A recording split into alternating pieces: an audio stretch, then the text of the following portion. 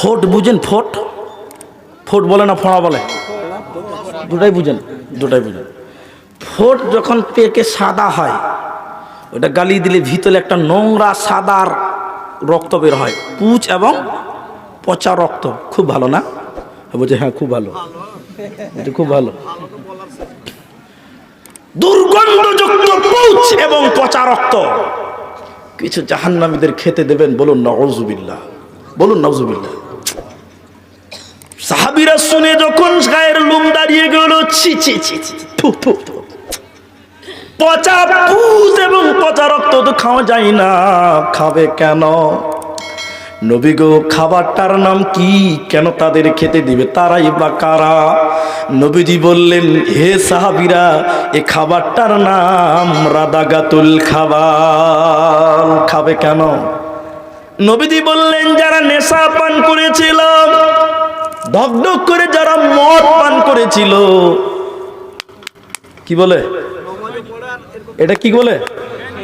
বুঝে খায়নি, বুঝে খায়নি, খাইছে আর বুঝে খায়নি।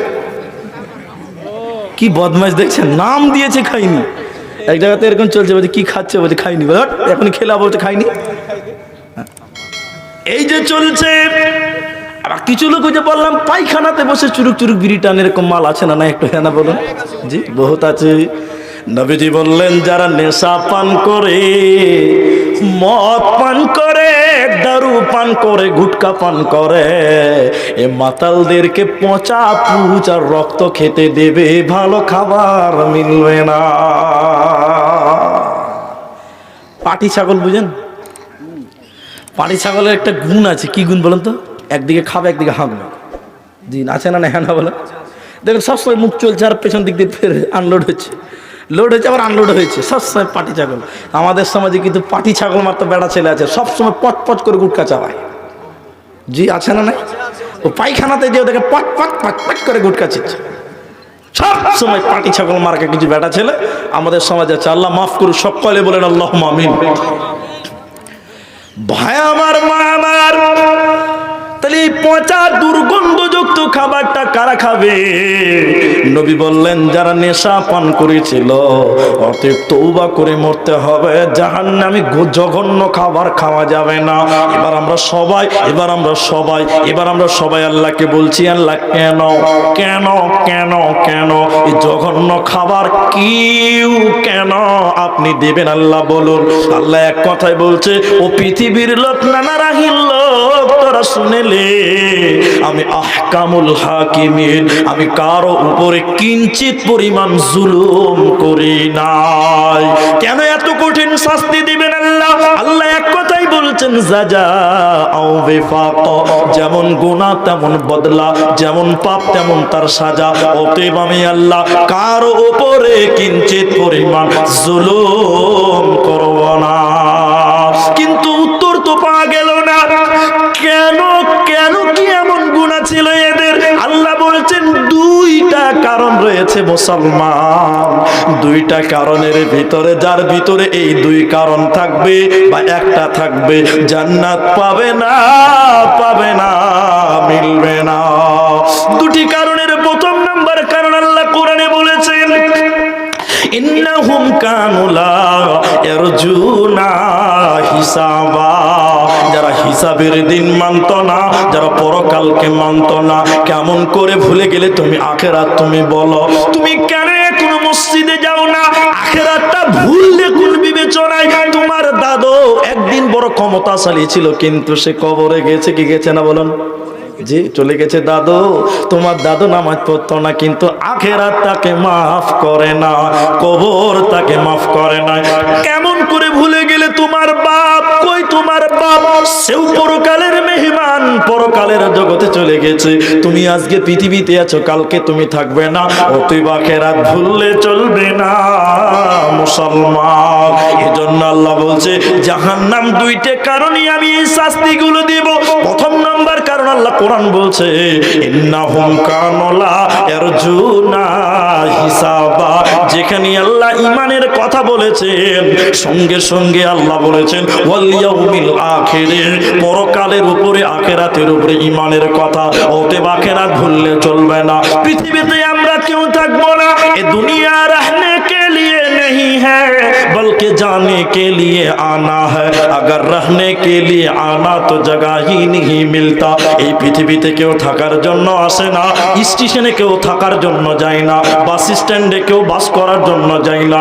এগুলোকে বলা হয় স্থানান্তরিত হওয়ার জায়গা। পৃথিবীতে একটা স্টেশন, তোমার দাদু এসেছিল চলে গেছে, তোমার বাপ এসেছিল চলে গেছে, তুমি এসেছো তুমি কাল থাকবে না। অতএব আখিরাতকে মাথায় নিয়ে দুনিয়া গড়ো, জাহান্নাম যেতে হবে না, হবে না। দ্বিতীয় নম্বর কারণটা শুনে নাও, আল্লাহর কোরআন বলছে ওয়াকাদ্দাবু বিআয়াতিনা কিযাবা, যারা আল্লাহর আয়াতকে, যারা কোরআনকে অস্বীকার করেছিল, যারা আল্লাহর আয়াতকে, কোরআনকে যারা অস্বীকার করেছিল, এই কোরআনকে অস্বীকার করার কারণে আল্লাহ জাহান্নাম দিল। অতএব কোরআনের আইনকে, আল্লাহর আয়াতকে অস্বীকার করলে জাহান্নাম চলে যেতে হবে, জাহান্নামে কঠিন শাস্তি পেতে হবে। এরা মাথা টুকে মরে গেলেও জান্নাত যাবে না, পাবে না। কেন? আল্লাহ বলছেন আমি অপরাধী প্রমাণ করব। কেমন করে? আল্লাহ বলছেন ওয়াকুল্লা শাইইন আহসাইনাহু কিতাবা, সব সংরক্ষিত আছে কিতাবের মাধ্যমে। কিসের মাধ্যমে? কিতাবের মাধ্যমে। এখন আমাকে মৌলানা ফোন করে বলছে, বলি স্যার ডেট মনে আছে তো? কোন ডেট? বলছে আমাদের নানারাহির ডেটটা। বলছে ভাই মনে নাই। তো ডায়েরি বলবে আপনার ডেট ঠিক আছে কিনা, ডায়েরি বলবে। কে বলবে? ডায়েরি বের করে দেখছি আছে কিনা। ডায়েরি যদি বলে লেখা আছে তাহলে ঠিক আছে, ডায়েরি যদি বলে নাই তো নাই। তো এটাকে প্রমাণ করার জন্য কিতাবের প্রয়োজন। কিসের প্রয়োজন বলুন একবার? কিতাব। আল্লাহ বলছে তোদেরকে অপরাধী প্রমাণ করে জাহান্নাম দিব। কেমন করে? বলে আল্লাহ বলছেন তোদের জীবনের কৃতকর্মের ফল সব আমি লিখে রেখে দিয়েছি মুসলমান, পালাতে পারবি না, পারবি না। এরপরে যখন তোরা জাহান্নাম চলে যাবি আমি আল্লাহ কি বলবো শুনে নাও। কোরআন বলছে তখন আমি আল্লাহ কারো উপরে দয়া করব না, রহম করব না। কি করবেন আল্লাহ? আল্লাহ বলছেন ফাযুকু ফালান নাযিদাকুম ইল্লা আযাবা, আমি আল্লাহ শুধু জাহান্নামে আযাব বাড়াবো, আযাব বাড়াবো, আযাব বাড়াবো। জান্নাতে শান্তি রয়েছে আর জাহান্নামে আযাব বাড়তে থাকবে, কোনো উপায় রবে না। তিনটা লোকের দিকে তাকান, এদিকে দেখেন। তিনটা লোক আপনার সামনে তুলে দিচ্ছি, একটু ধৈর্য ধরেন। নবীজি বললেন শোনো। একটা লোক নবীজি বলছেন নিজের শরীরের মাংস কামড়াবে। তিনটা লোক জাহান্নামে বাস করছে। নবীজি বলছেন তার একজন নিজের শরীরের মাংস কামড়াবে আর গাধার মতন চিল্লাবে। দ্বিতীয় নম্বর লোকটাকে নিজের মুখে আঙুল কিংবা রড ঢুকিয়ে দিয়ে টেনে টেনে তার গালকে ফেলে দিবে। তিন নম্বর নবীজি বলছেন শোনো, কলসির মতন কিছু জায়গা, আপনারা কলসি বুঝেন কিনা? কলসির পেটটা চওড়া, মুখটা সংকীর্ণ, ওইরকম কলসির মতন কিছু গর্ত, কিছু কূপ থাকবে, কুয়া থাকবে। ওতে জাহান্নামীদের, রান্ডি খানার নারীদের পেশাবের রাস্তা দিয়ে একটা দুর্গন্ধ সারাপ বার হবে। ওই সারাপটা সে গর্তে থাকবে। ওতে কিছু নারী, ওতে কিছু পুরুষ বুজবুজ করে উঠবে আর ডুববে, বুজবুজ করে উঠবে আর ডুববে। এই অবস্থায় তারা অতিবাহিত করতে থাকবে। এই তিনজনকে, এই তিনজনকে, এই তিনজন জাহান্নামী কেন? কিসের কারণে তারা জাহান্নাম? নবীজি একটা একটা করে বলছেন শুনে নাও। একজন হলো গ্রামের চুগলখোর, গ্রামে ওর কথা এর কাছে, এর কথা ওর কাছে বলে দান্দা লাগাতো, ঝগড়া লাগাতো। এরকম মাল আছে না জোরে বলুন? যে আছেন আপনাদের গ্রামে, এর কথা ওর কাছে, ওর কথা এর কাছে। দ্বিতীয় নম্বর ব্যক্তিত্বটাকে নবীজি বললেন যে লোকটা মুখ দিয়ে খিস্তি করত, গালি দিত, নোংরা কথা বলতো। তৃতীয় নম্বর লোক হলো এই। তিন নম্বরটাকে নবীজি বলছেন জানি এবং জানিয়া, ব্যভিচার করনে वाला ব্যভিচার করনে वाली, জিনা করনে वाला জিনা করনে वाली। এরা জাহান্নামে গহ্বর অন্ধকারে থাকবে মুসলমান, এরা জান্নাতে যাবে না, পাবে না। এতক্ষণ আপনাদেরকে বললাম মেয়েদের ব্যাপারে দুটি হাদিস আপনাদের শুনে জাহান্নাম, পর্দার আড়ালের মা আমার বোন আমার কান করে শুনলেন, মুসলিম শরীফের ভিতরে রয়েছে নবীজি বলেছেন দুই শ্রেণীর লোক জাহান্নাম যাবে, আমি নবী তাদেরকে দেখি নাই। এর মানে নবীজির জামানায় তারা ছিল না।